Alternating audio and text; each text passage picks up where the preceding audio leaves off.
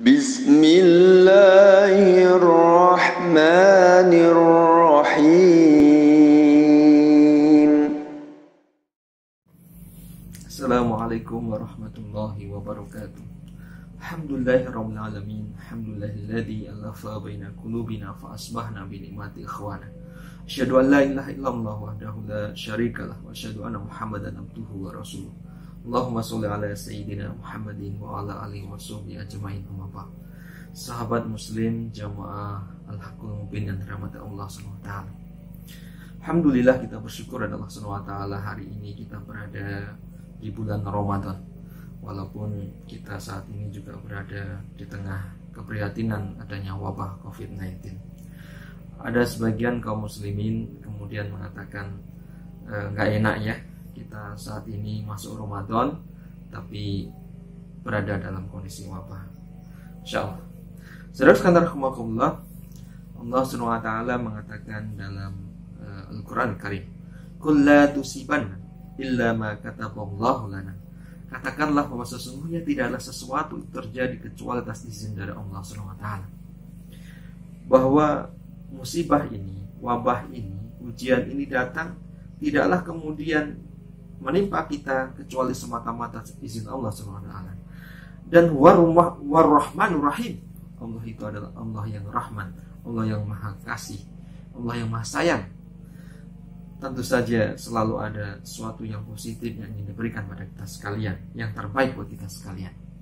Saudara sekalian rahimakumullah, di ayat lain Allah SWT mengatakan, "Rabbana ma khalaqta hadza batila, subhanaka faqina adzabannar."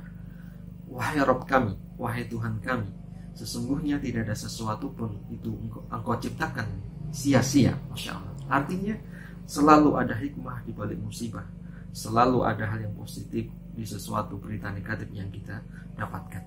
Saudara sekalian rahimakumullah, badai gurun, badai yang datang itu memang menyusahkan para nelayan. Tapi tidaklah akan muncul nelayan-nelayan yang ulung kecuali dia yang tumbuh besar dalam gelombang, dalam ombak yang besar dan dalam badai. Saudara sekalian rahimakumullah. Bahkan badai gurun yang ditakuti oleh orang-orang di Timur Tengah itu ternyata subhanallah membawa material-material mineral dari bumi masuk ke lautan, dan itu adalah nutrisi yang besar buat makhluk Allah yang ada di lautan. Subhanallah. Saudara sekalian rahimakumullah, tanpa kita sadari ketika kita stay at home, ketika kita physical distancing, ketika kemudian kita bekerja dari rumah, work from home, maka saat ini polusi udara yang ada di sekitar kita itu berkurang drastis. Bahkan kita sekarang bisa menghirup udara yang segar gitu ya. Langit itu terlihat biru gitu ya, terlihat segar gitu. Subhanallah. Bahkan kalau kita ke Jakarta itu sekarang maka kita bisa melihat Gunung Pangrango dari Jakarta yang dulu nggak pernah kita bisa lihat dalam kondisi biasa, dan bisa melihat Gunung Salak gitu. Masya Allah.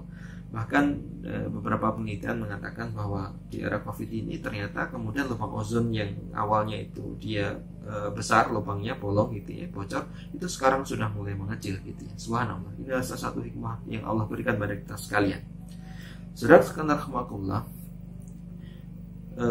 kita harus selalu bersabar atas musibah yang Allah berikan pada kita dengan kesabaran yang tidak batas. Dan kita harus segala bersyukur atas karunia yang Allah berikan pada kita. Bersyukur tanpa syarat gitu. Saudara sekalian rahimakumullah, bahwa kita bersyukur ketika Allah takdirkan kita itu berada di tengah wabah, kita masuk di bulan Ramadan. Kenapa? Karena ketika kita masuk di bulan Ramadan ini, saudara sekalian rahimakumullah, maka rata-rata seluruh kaum muslimin itu keimanannya meningkat pada Allah SWT, ketaatannya kepada Allah meningkat. Dan ingat kata Allah SWT, "Ala bidzikrillahi tatmainnul qulub." Dan ketika kemudian kita ingat kepada Allah SWT, berzikir kepada Allah SWT, melakukan ketaatan pada Allah SWT, beribadah kepada Allah SWT, maka tatmainnul qulub, maka hatinya akan tenang. Saudara sekalian rahimakumullah, ketenangan ini yang kita butuhkan ketika kita menghadapi wabah COVID-19 ini. Seorang dokter Islam ya, jadi beliau adalah bapak dunia Islam modern ini, Avicenna orang bilangnya di dunia barat, tapi kita mengenal sebagai Ibnu Sina. Beliau adalah pemikir Islam. Beliau mengatakan bahwa sesungguhnya kepanikan itu adalah separuh dari penyakit, dan ketenangan hati itu adalah separuh dari kesehatan, dan kesabaran itu adalah awal dari kesembuhan. Saudara-saudara, ketika kemudian hati kita tenang, ketika kemudian kita pasrah kepada Allah SWT dengan tetap kita melakukan ikhtiar sebelumnya, maka kemudian imun kita bisa meningkat. Dan dalam kondisi seperti ini memang kita dibutuhkan ketenangan. Kepanikan itu hanya kemudian akan mengurangi imun kita, kecemasan itu hanya akan kemudian mengurangi imun kita. Makanya kemudian beberapa pakar kesehatan mengatakan saat ini kuranglah sekarang kita untuk kemudian mendengarkan berita-berita negatif gitu ya. Jadi harus ada bukan hanya physical distancing, bukan hanya jarak kita yang harus menjauh, tapi juga ada social media distancing. Maksudnya sosial media yang negatif, berita-berita negatif yang menimbulkan kecemasan, harus kita coba jaga jarak gitu, sehingga kemudian kita tenang, kemudian tubuh kita imunnya kuat, sehingga kemudian jumlah korban dari COVID ini bisa berkurang. Sebenarnya konteksnya Ramadan adalah bahwa Ramadan itu adalah bulan mulia, bulan yang Allah lipat gandakan pahala-pahala bagi kita semuanya. Futihat abwabul jannah wa ghuliqat abwabun nar wa yughlu fi syaitan. Jadi dibuka pintu-pintu surga, kemudian ditutup pintu-pintu neraka, dan setan-setan dibelenggu. Dan amal-amal ibadah pada bulan Ramadan itu dilipat gandakan Allah SWT. Amalan-amalan sunnah kan dihitung sebagai amalan wajib, dan amalan wajib yang kita lakukan dilipat gandakan sampai 70 kali amalan-amalan ketika kita lakukan di bulan lain selain Ramadan. Bahkan ketika ngomong siam gitu ya, diskusi mengatakan kullu amal ibn Adam lahu, bahwa setiap amal Bani Adam itu kembali kepada dirinya, telah jelas hitungannya, illa siam, kecuali puasa. Innahu li, kata Allah SWT, puasa adalah untukku, wa ana ajzibi, maka aku akan membalasnya. Bigori hisab, dengan hitungan yang besar, bisa dengan ampunannya yang atas dosa kita yang telah lalu, bisa dengan surganya Allah SWT, dengan dibebaskannya dari neraka dan sebagainya. Artinya ketika kemudian kaum muslimin saat ini banyak beribadah kepada Allah SWT, ya, dengan berzikir kepada Allah SWT, maka Allah akan mengangkat masalah ini dari kita. Alhamdulillah. Bukankah ada sebuah kisah Nabi Yunus ya, ketika beliau dimasukkan Allah, ditelan oleh Nun gitu ya, ikan paus yang sangat besar itu. Maka kemudian Quran mencatat di dalam Quran surat As-Saffat ayat 143-144 itu ya, dikatakan falaula annahu kana minal musabbihin. Dan kalau sekiranya Nabi Yunus itu tidak termasuk orang-orang yang kemudian musabbihin, orang yang kemudian terus berzikir pada Allah SWT, maka lalabitha fi badnihi ila yaumi yub'atsun. Ya, Masya Allah. Niscaya dia akan tetap tinggal di dalam perut ikan itu sampai yaumil yub'atsun, hari berbangkit, hari kiamat nanti. Artinya Nabi Yunus itu dikeluarkan dari ikan paus itu karena dia banyak berzikir kepada Allah SWT. Artinya kemudian kita banyak mendekat kepada Allah SWT, maka insya Allah Allah akan percepat berlalunya badai ini, menghilangkan wabah ini dari kita semuanya. Saudara-saudara, ketika kemudian kita tilawatul Quran, maka wala dzikrullahi akbar, Masya Allah. Maka kemudian tilawah Quran itu adalah salah satu zikir Allah, salah satu zikir Allah yang luar biasa buat kita sekalian, rahmatullah, untuk kemudian bisa membuat ketenangan dalam hati kita. Masya Allah, gitu ya. Bahwa setiap seorang yang kemudian membaca Al-Quran Karim, maka Allah akan berikan ketenangan dalam jiwanya.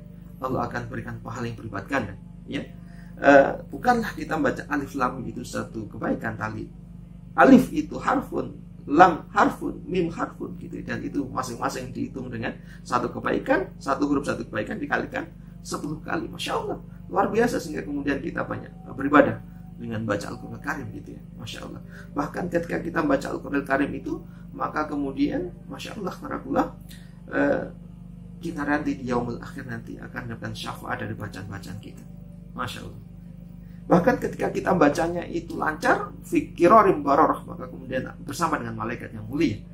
Dan kalau kita bacanya susah, terbata-bata, dapat 2 pahala. 1 pahala dari apa? Dari kesusahan kita baca. Yang kedua, dari kita membaca Al-Quran Karim. Masya Allah, kenikmatan ketika kita baca Al-Quran dan muncul ketenangan dalam diri kita. Ketika kemudian kita sholat tarawih, ketika kemudian kita sholat malam, ketika sholat berjamaah bersama dengan keluarga kita di rumah dan sebagainya, maka wala dzikrullah akbar, maka itulah zikir yang terbesar, yaitu sholat gitu ya. Akan muncul ketenangan buat kita sekalian. Saudara sekalian rahmatullah, kita berharap musibah ini bisa segera berakhir gitu. Dulu pada tahun 1131 Hijriah juga terjadi wabah taun gitu ya, yang saat itu terjadi di bulan Rajab, dan kemudian wabahnya itu meningkat dengan dahsyat ya, itu terjadi pada bulan Ramadan. Insyaallah ya. Dan sampai satu hari itu yang meninggal 1000 orang dalam sirah di dalam kitab Al-Askar yang ditulis oleh Imam Nawawi itu disebutkan seperti itu. Dan wabah itu selesai di bulan Syawal gitu. Moga-moga kita sekalian dengan ibadah yang kita lakukan ini, dengan istighfar yang kita lakukan banyak gitu, maka Allah akan segera menghilangkan wabah ini, dan Allah SWT mengembalikan kita seperti kembali pada semula. Assalamualaikum warahmatullahi wabarakatuh.